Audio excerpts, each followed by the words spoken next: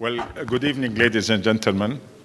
Again, it's my pleasure to present to you again. And now I will be presenting the Sesame.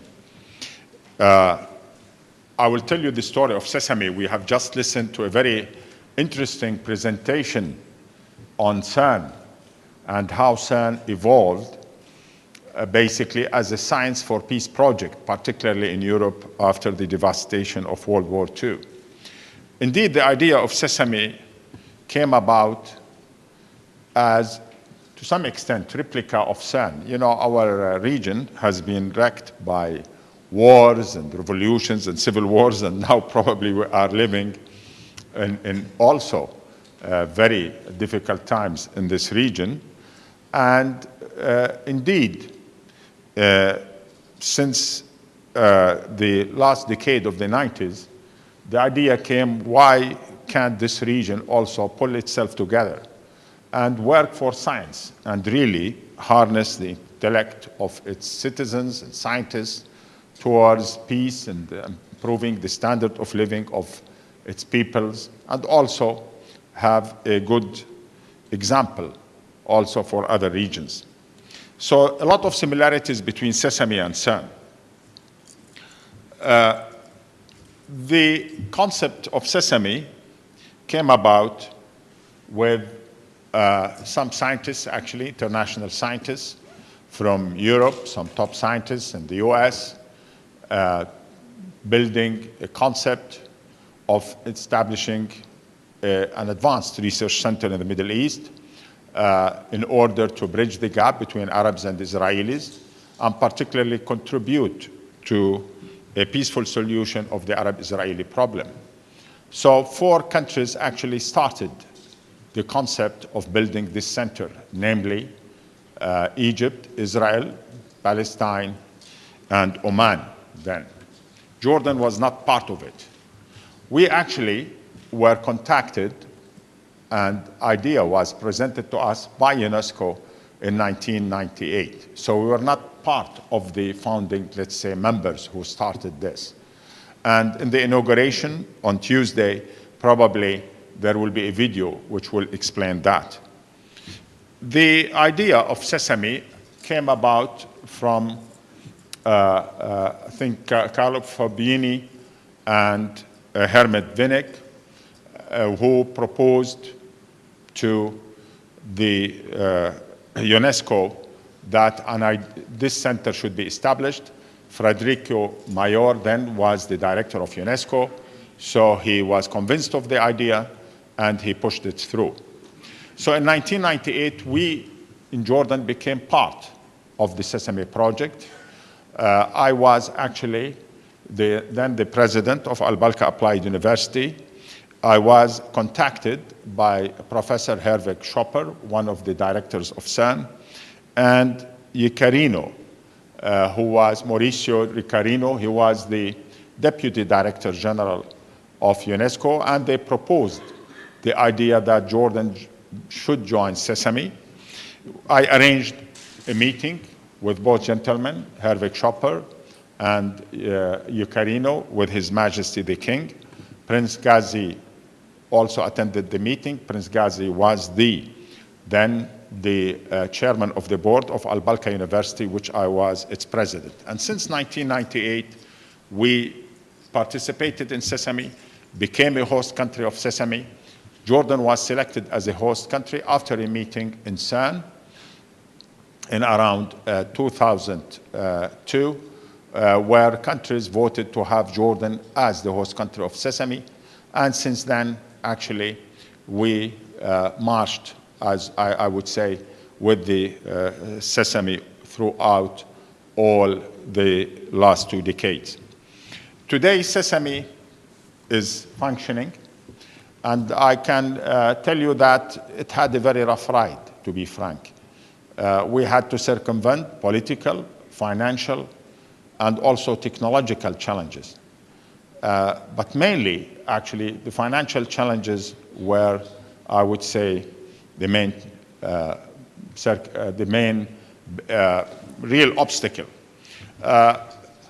When the idea was proposed, And Jordan was selected. We were asked to give the land. We gave the land for free. We were asked to build the building.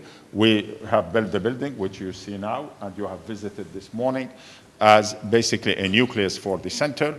But then there was some optimism that around 25 million would come from donor countries to help Sesame reconstruct the machine, rebuild it here, and get it started.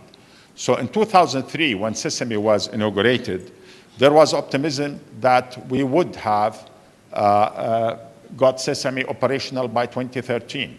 We are at least 5 years late, and one of the reasons, to be frank, was the financing.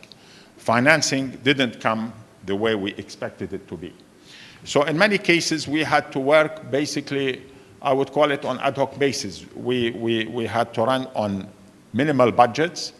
We had to find our way to keep on the momentum going and keep on the morale going, because some of those scientists or engineers at one point felt they didn't have enough resources to keep on basically engaged with building the machine or doing some research.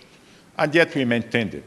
So since the idea was conceived in 1998, I mean, our region has passed through so many wars. In 2003, big invasion in Iraq, and the country falls into chaos, civil wars, the Arab Spring, and luckily Sesame survived. And next week, we are going to celebrate Sesame.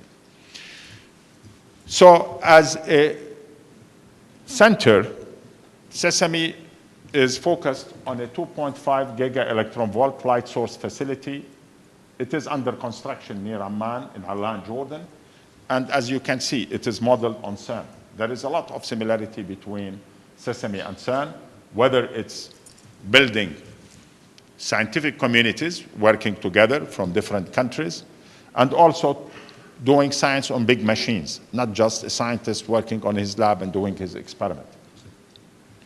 Currently, we have 8 members in Sesame, namely Cyprus, Egypt, Iran, Israel, Jordan, Pakistan, the Palestinian Authority, and Turkey. Up till a few months ago, we had Bahrain, but Bahrain dropped out, unfortunately. Since the last 4 years, they were participants in Sesame at the beginning, but then they dropped out. I don't know, they lost interest in the project, maybe because it took so long, or they had another project on their mind. So now we are 8 countries, but we have many observers, including Canada, China, Brazil, the EU, France, Germany, Greece, and other countries which you see listed here. What was the purpose of Sesame? It's to foster excellent science and technology in the Middle East and prevent or reverse the brain drain. I was asked about how scientists work here in this region. In Jordan, for example, many of our university professors or those who teach at the university are educated in the US, UK, France, Germany, Japan. But when they come here, actually, they become more or less locked in their own lab and cut off from, let's say, their initial research networks. And you could see a drop in the level of the scientific publication, the interaction, the intellectual basically output in terms of the science becomes very localized. Some of them stay, many of them actually go back.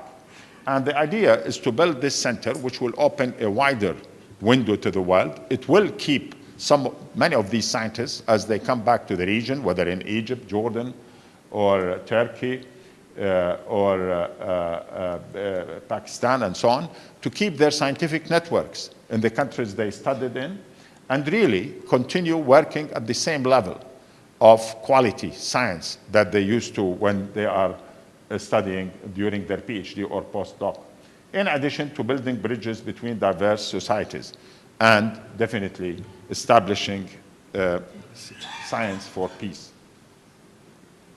So Sesame groundbreaking took place in 2003. This is a photo of the after the groundbreaking ceremony. His Majesty King Abdullah II patronized this. He is a strong supporter of Sesame on basically political fronts, but also actually he helped us with some of the financing.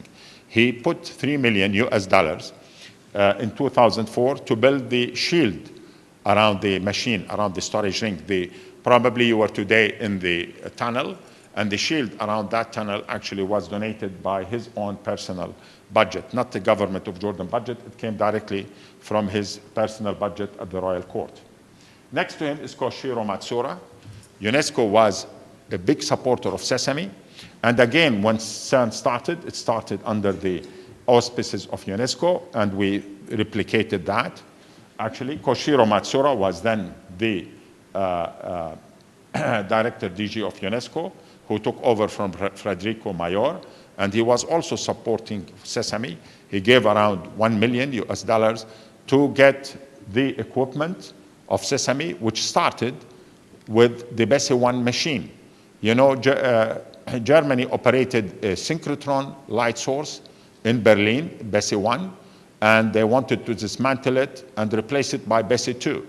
So in 1994, when the peace agreement between Jordan and Israel was signed, probably several kilometers from here in Wadi Araba, then Chancellor Helmut Kohl said he will donate the BESSY 1 equipment to the Middle East to start science and basically build a new culture in the Middle East, a constructive culture where science is basically devoted to prosperity. And UNESCO actually were on board. And indeed, Koshiro Matsuura actually helped us a lot in not just giving us the international umbrella that we needed, but also gave financial contributions through UNESCO to Sesame. Next to Koshiro Matsuura is Professor Herwig Schopper, one of the founders of CERN, and Herwig Schopper played a major role in the establishment of Sesame. He was the president of the Interim Council since 1998 till 2003, before Sesame was established, and in 2003 he assumed the presidency of the Sesame Council for 5 years until he retired, stepped down, and Sir Chris Llewellyn-Smith from Oxford and another director of CERN took over. So CERN actually was patron of Sesame, not just in terms of scientific support, but also in guidance. So we had Herwig as an ex-CERN president, Sir Chris Llewellyn-Smith, and now next week we will have Dr. Rolf Hoyer, who will take over from Sir Chris as retires, and Rolf will be the new president of the Sesame Council. Next to Herwig is Prince Ghazi bin Mohammed, who was the chairman of the board of the trustees of the Al-Balqa University, where Sesame has been built on one of the colleges, which we have visited today. The gentleman next to the king is the DDG, Deputy Director General of UNESCO for Science, and next to him is the Director General of the Arab UNESCO equivalent. So this actually proves that Sesame from day number one had this regional and international flavor. Again, Sesame is focused on accelerating electrons to 2.5 giga electron volt energy through 3 accelerators, the microtron, which came from BESSY 1. This is the same microtron that BESSY 1 operated. It was shipped to Jordan and commissioned here successfully. And I think luckily, and also, you know, based on the good expertise of the engineers, it's still operational. I understand from our technical director, Erhard Hüttel, it can continue working even for several years. So this microtron will be operating almost for 35 years. The booster takes the electrons from the microtron, which are accelerated to 25 mega electron volt, into the booster, where they are accelerated to 800 mega electron volt. Then they go to a transfer line into the main storage ring, which accelerates the electron to 2.5 giga electron volts and stores them for several hours. The microtron and the booster are the same old parts of the BESSY 1 machine. BESSY 1 also shipped the old storage ring, which was taking electrons at 800 MeV and storing them. But then the scientists and technical experts thought that it would not be good just to take an old machine from Germany and rebuild it again in the Middle East. It will not stimulate.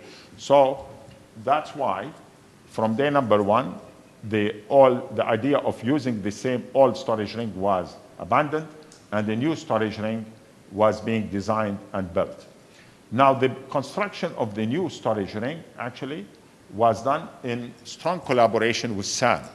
CERN helped in the design of the storage ring and actually helped in the procurement and the testing of all the components and parts of the storage ring before being shipped to Jordan. So they were with us on board through the last, I would say, 7 years, designing the storage ring with our staff, checking their design, procuring the equipment, and also doing the testing on CERN's premises before shipping them to Jordan. And what you see here are the straight lines, are the beam lines. We will accommodate 24 beam lines around Sesame, but we are starting with 2 beam lines, the X-ray fluorescence beam line, and the other one is the infrared beam line. And basically, this is due to the financial limitations. At the beginning, we were hoping to start with 4 beam lines, but unfortunately, the money basically didn't come. This is a photo inside the building. These are the offices, and labs and workshops are located in the first floor, offices in the second floor. This shows the microtron space here under the shield, and then the booster ring, and then from there into the main storage ring. The shielding that houses the electron accelerator and storage ring, actually, as I've mentioned, was built by financing coming directly from His Majesty the King, from his own personal contribution. The groundbreaking was in 2003. In 2007, the building was completed, and this shows the building experimental hall at the time of the opening of the building. After that, we started building the shielding. The shielding was completed in 2011.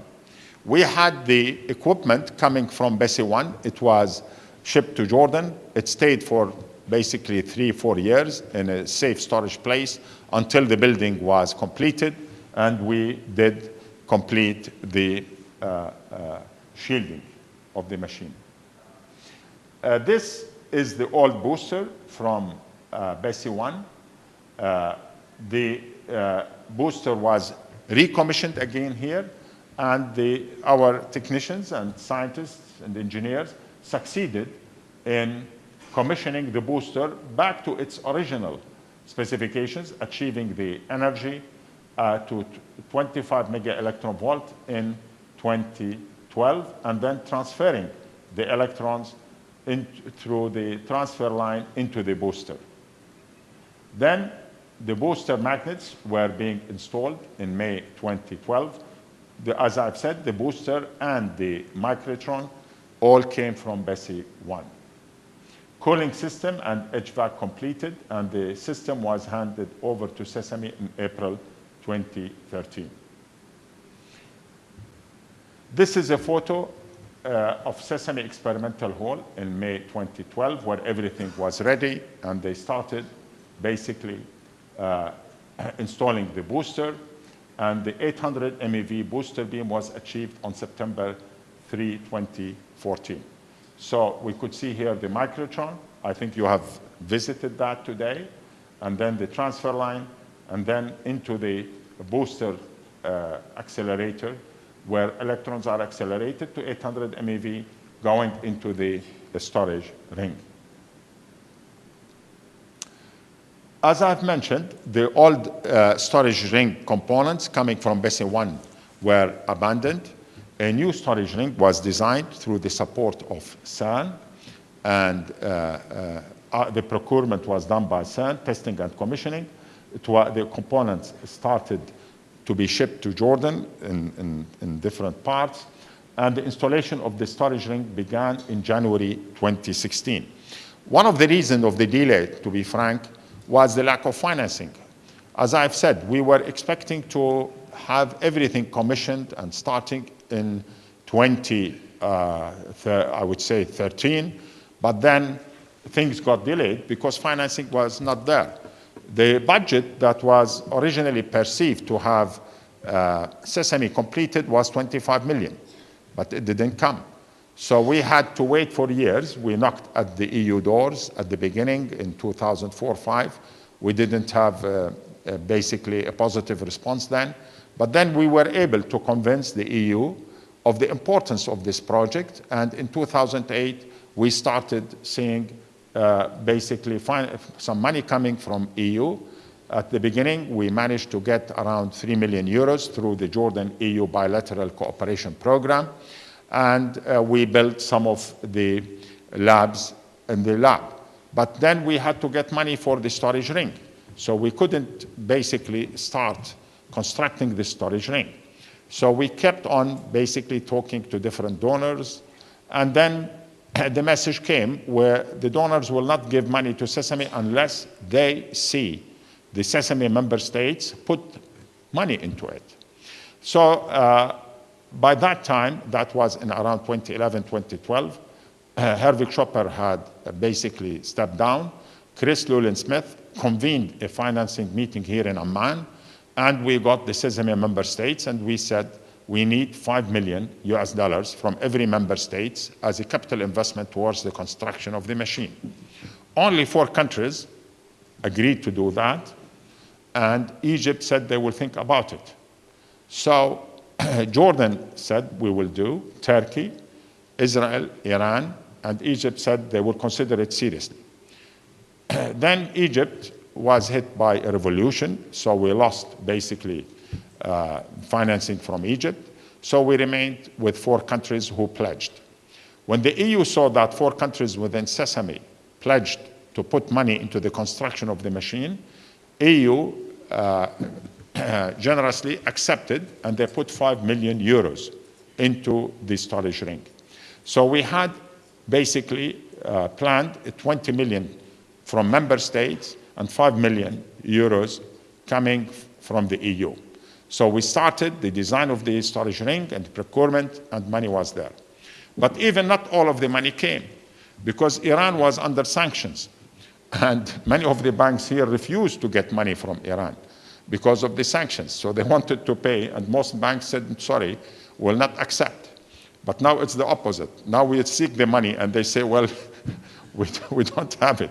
At those days, probably, they were under severe sanctions, so they wanted to basically show Sesame as a window to the world. So they were getting the money transferred to the banks, and the money was coming in here, and they say, no, we will not receive it. So the money went back to its origin. Now it's the opposite. So the bottom line is that for the construction of the ring, we had only 15 million US dollars, which basically countries which honored their pledges, which were basically Turkey, Jordan, Israel. EU put 5 million euros towards the construction of the storage ring, and then we started the design and construction. So after that, and Sesame was very generous, because all the expertise that was put into the design and the procurement was done through generous support from CERN. I would mention Pierre Kuchuk here, who was the project for the design of the magnets of the storage ring. All the time, computer software and the resources that were put by CERN really helped us in putting the whole project on track. So in January 2016, we started the installation of the ring after these parts were tested by CERN and found that they met the specifications. Actually, I should mention that some of these magnets, these cells, the 16 cells, they outperformed the design requirements by a factor of 10. Typically, it's the opposite. You try to design something, when you manufacture it, it always falls short of the design. But here, they outperformed the design specs by 10, because actually CERN gave the same design. Maybe Rolf can basically elaborate more on this, because these, my understanding, were the same that are used in the CERN accelerators for much higher energies and heavier particles.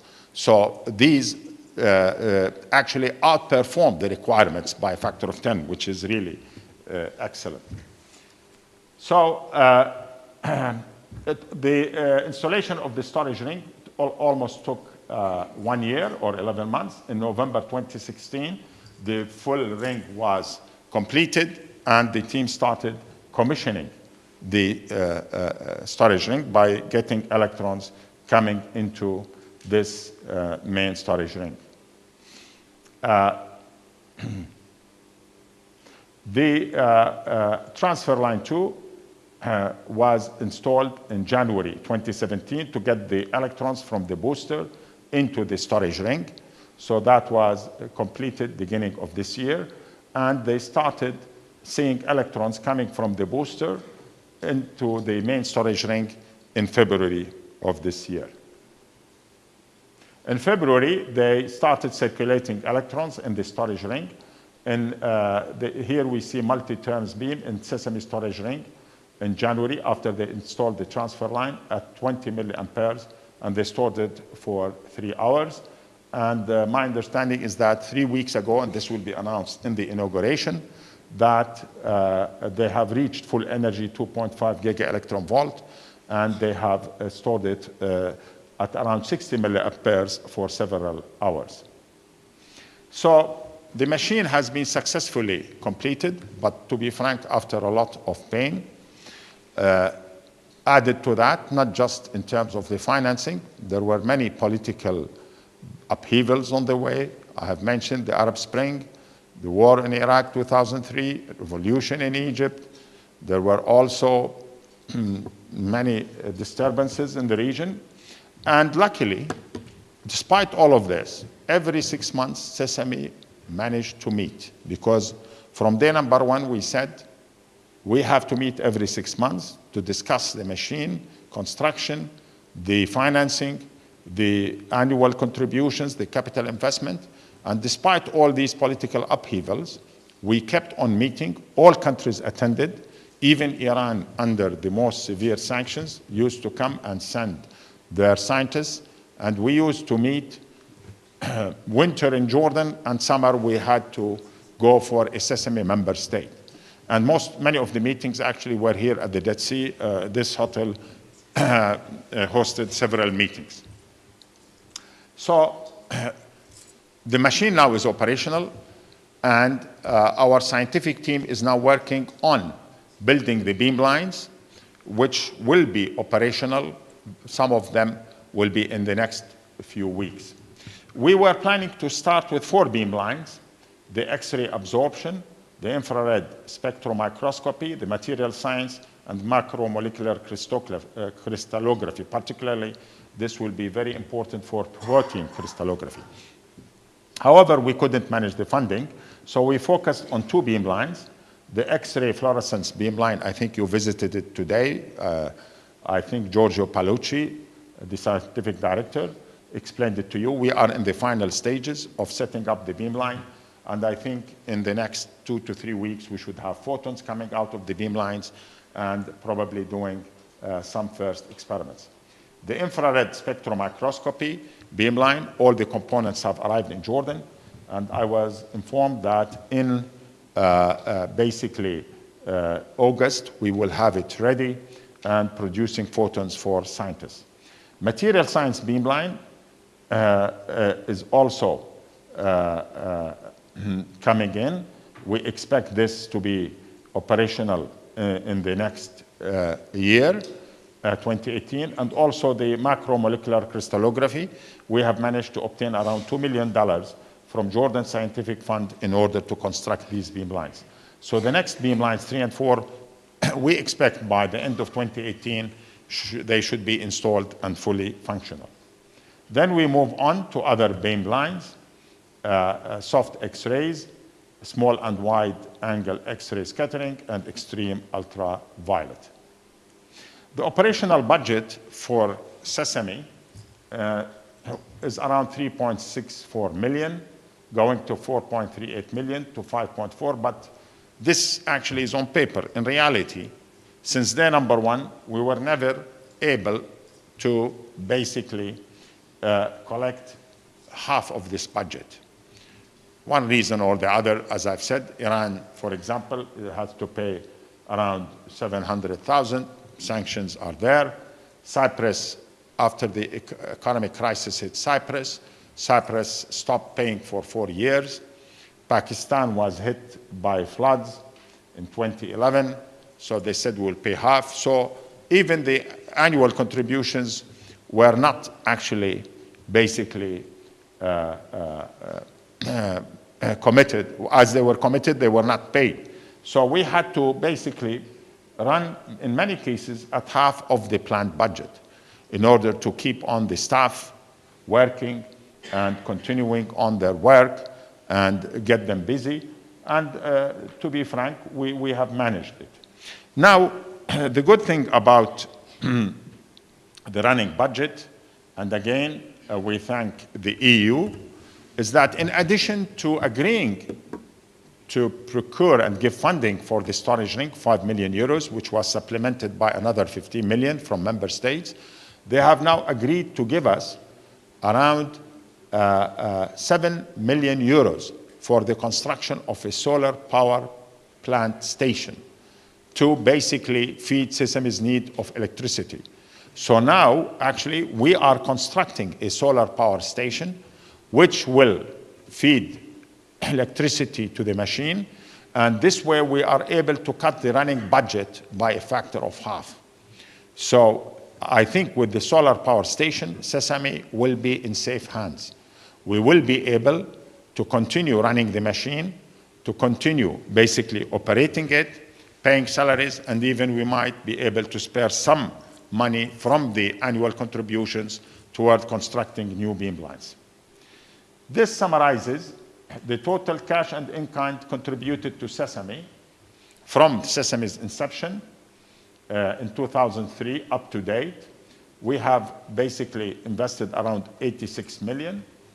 I think the top two states or organizations that did, Jordan came first with its basically land and building and electrical power lines, etc.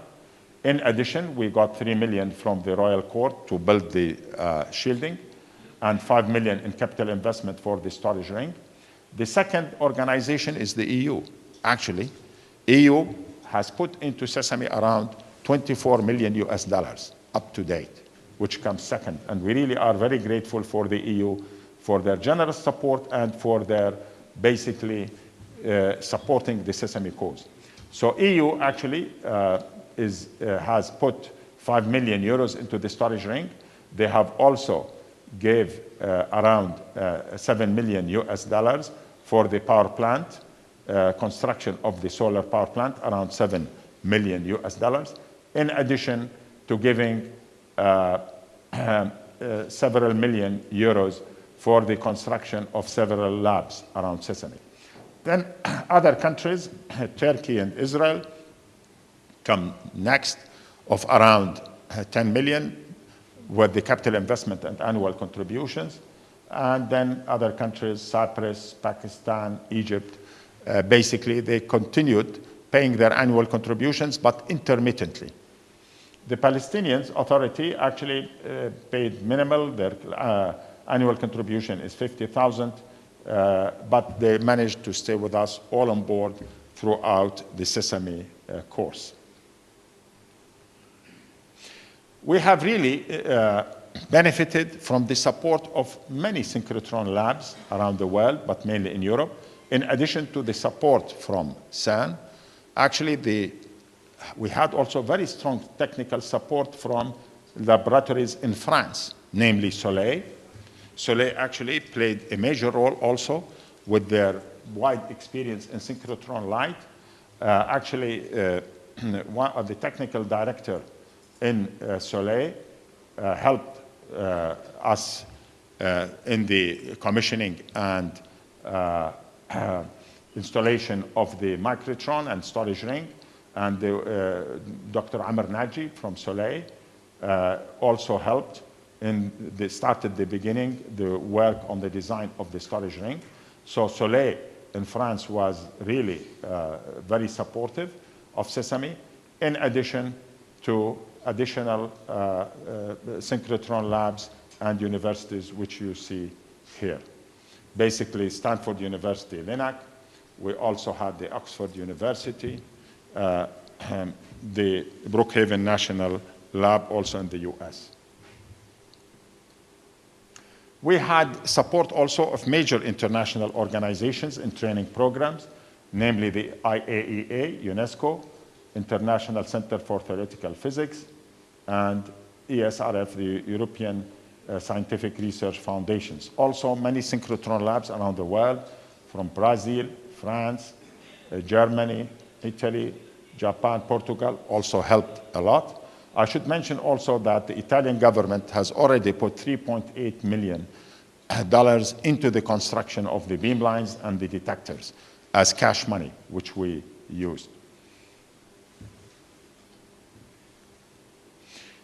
This is a photo of Nobel laureates, 45 Nobel laureates who visited Sesame in 2008.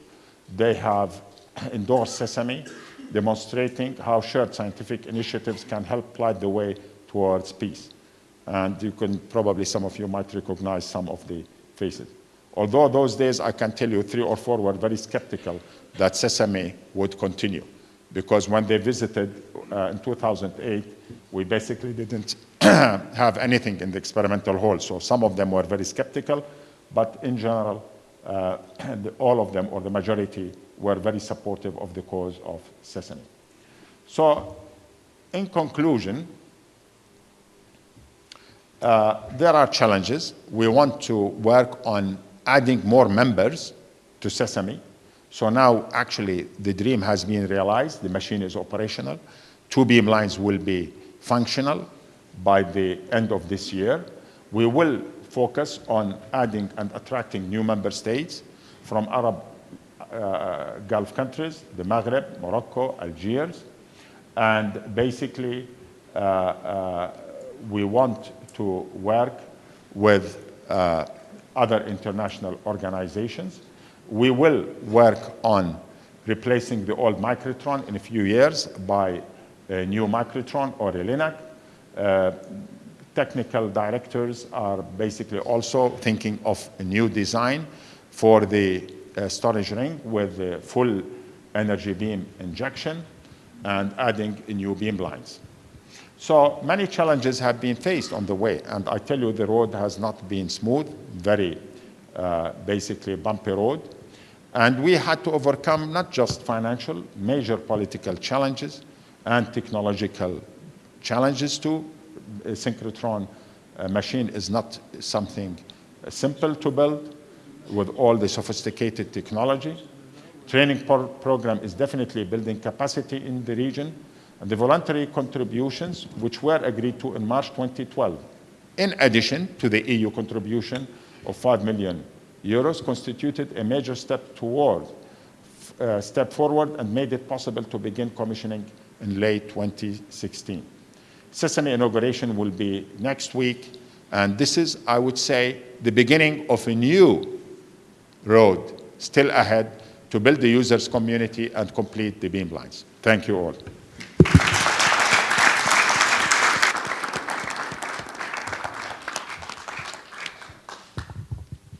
Thank you very much. I would like to add a comment. Herwig Schopper was my boss. I was one of his directors. And I know that when he passed the resolution from UNESCO unanimously, he knew perfectly well that UNESCO never gives money. They give their sponsorship, they founded CERN, but they didn't get the budget of CERN. And I know from reliable sources that the same thing happened with ICTP, the Abdus Salam laboratory. They got the blessing, but they never got any money. They got services, etc., etc. So when Chris Levin-Smith at one of the preceding conferences lamented, oh, but Schopper has given me a gift, but no money, well, there was a good reason for that. Chaque chose en son temps. Yeah. Professor, we knew that UNESCO actually, Matsuura gave around 20 million. I don't know, he collected it from here and there. So definitely the idea was not there. But I tell you, when Herwig knocked at the door of the EU, frankly speaking, there was a lot of skepticism about Sesame. And I know I made 2 trips to Brussels with him, and we met the EU Commissioner for International Cooperation, two of them, I don't want to mention the name, but they were skeptical about Sesame, is that it will not fly. But there was actually, after a lot of door knocking and so on, a change in the mood, and maybe they saw things were happening on the ground. But we knew that UNESCO doesn't have the budgets to do that. But also there were more expectations from governments around the world, like, US, other governments, Canada, donor countries will help, and some European governments. This didn't materialize. So at the end of the day, I think the message that the member countries have to put some money, EU will put, and this actually was the case, and luckily it succeeded. Do you think that Bahrain may come back? And also Kuwait was ready to found a conference center. I don't know how far this has gone. Yeah, the conference center, yes. We are talking about, maybe Rolf, the challenges he will take over to build the administration building with a conference center there. We want to build a guest house. We are talking to different parties. I think things are, hopefully, we see some prospects. My understanding is the Italian government is now willing to put some money also into these facilities. So yes, there is hope. And I do believe after the inauguration and they see that Sesame is now real and on the ground, I'm sure. But to me, to be frank, I think the administration building a dormitory, maybe today when you were walking in, we managed to get some money to build a small guest house, at least for 7 scientists when they come, so they are able to sleep on the premises. But we really have to build a big guest house. Your administrative director, I talked to him a few days ago, told me that the money to build a guest house, about $1 million, would indeed come from the Italian government. So I don't know if we talked to Kuwait also, the Kuwait Research Fund. Yes. I know Dr. The administrative director, yes. Yeah. He got some promises. To be frank, I don't think there is something concrete on the table, but there are discussions, and maybe this will help. But I do believe that also we have to get some money, and I will work with Rolf on this, to upgrade the microtron and maybe build a full energy beam injection, because this will basically transfer the whole performance of the machine into a new, better quality beam and more storage time. And I think this will also need financing, and I'm working on it right now. Thank you very much. Are there questions to Khaled Toukan?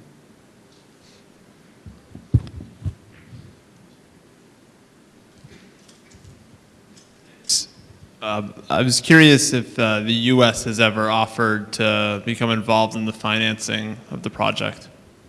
The U.S. actually, not the U.S. government, but some labs in the U.S., in Stanford, LINAC, they offered some equipment, Wiggler, but no, U.S. government, nothing came. And there is, I think the American Physics Society gave some money, limited money for training on a yearly basis, but no, not in government money, no. I do believe, to be frank, that this project, maybe sometimes international organizations don't like to work on the same project. This was perceived to be like European project with EU. So USAID will not come because sometimes they don't like to have more or less who is getting the credit, or those experts say something the others. So typically in other projects, when USAID comes in, they don't like to see Canadian or Europe. I do believe this project was perceived as under EU umbrella, UNESCO and European labs. We didn't get any money, except for very limited donation from LINAC, the Stanford LINAC. So you could see most of the work that was done here was money EU, CERN, Soleil, Daresbury UK, ESRF. So most of the support came from European laboratories and organizations and institutions. No, didn't. USAID, no, didn't give anything, no. Till today, maybe we'll succeed to get some money, but till today, no. I should actually, let me go back, and these are, you see, Jordan gave the line, Germany, because Bessie one is German equipment. We didn't use all the resources coming from Germany because we disposed of the storage ring, but basically microtron booster. US very limited. Italy and UNESCO for the equipment for the Sesame machine. France, Switzerland, Beamlines and some beam components, and US. Royal Court of Jordan, 3.38 for the shielding. You see the EU, between these two are giving around 19 million, you see, for construction of the machine and the solar power plant. And then Israel, Jordan, and Turkey, 15 million, each 5 million. Italy, 3.48 million in cash. So basically, it's the European governments and EU and support from European laboratories. Okay. Yes, question there? Another question?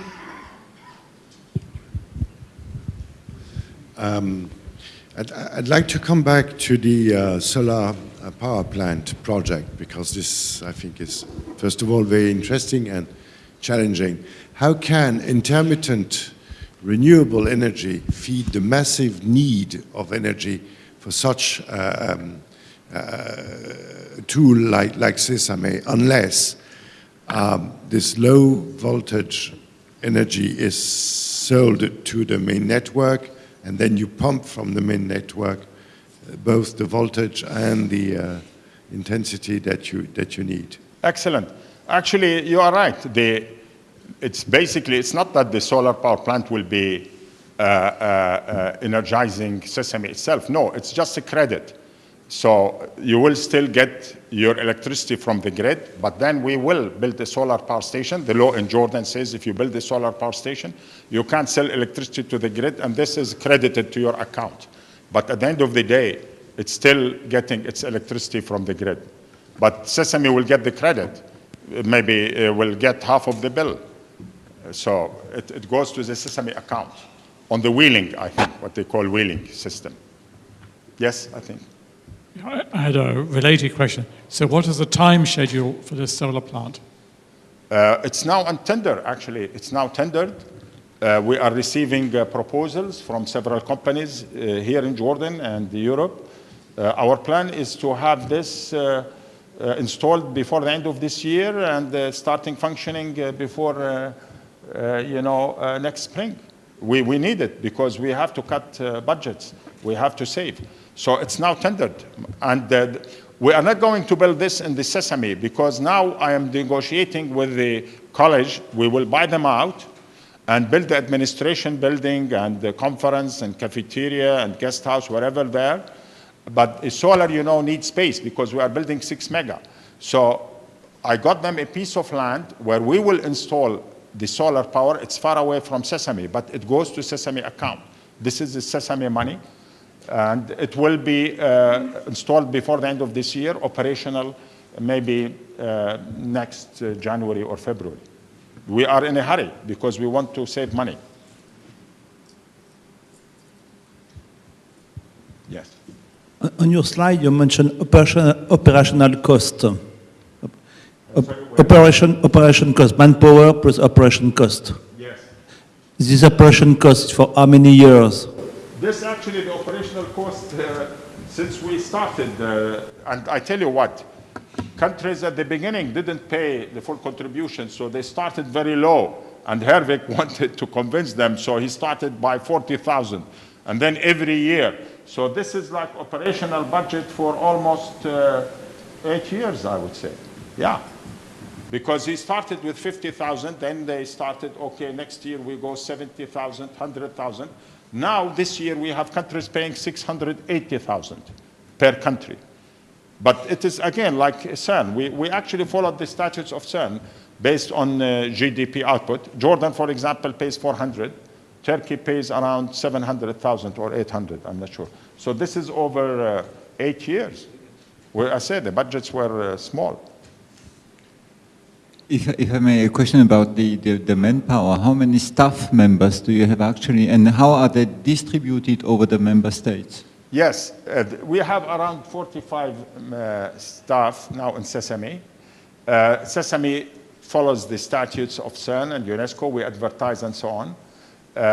The majority of staff now are Jordanians, around 35, and then 10 are coming from Armenia, Egypt.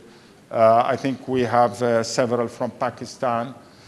Some of them came from Iran and then went back. So they waver, but we open it to all. And I think when the machine is coming, we hope to get more mix. One thing which you did not mention, there's quite also some fluctuation in the staff, which means that the training opportunity in building Sesame here in the region was already great, because quite a few people went back, as you just mentioned, to their home country. So on the one hand, it's a loss for Sesame, but on the other hand, it's a gain in the region. But again, Rolf, we trained many people. Many of them ended up in European laboratories. In Spain, Candela, and Soleil, some of them were very good. They were picked up by these laboratories. So the staff kept on. But it shows that the training is good. It's the training and the caliber is good. Yeah, I know that we have now some of the Sesame staff. One of them is in Sweden, Lund, and some is in Candela in Spain. Some of them remained at Soleil. So some of them are good, and they were picked up by these laboratories. Yes, yes. That's why when you have the machine, they will come. If the machine, they are skeptical about the machine operational, they will remain where they are. I have another question. In anticipation that data will be produced in the biological sense, there would be a lot of data, and there was the idea of using the Cyprus superconducting power. Is this project still being considered? Would yes, you give it a transfer line? Sesame is part of this link scheme project with Cyprus and EU computational projects, yes. And our staff here are in continuous link with Cyprus and colleagues in Europe. So yes, the link scheme, we are part of it. And now there is a project with the EU and European labs. This year is active. Not sure what's the name, but it's part of doing this merging between Sesame and the European labs, Soleil, Dersbury, and Bessie 2 in Germany, to really do some calculations together and work together. Thank you so much. Thank you.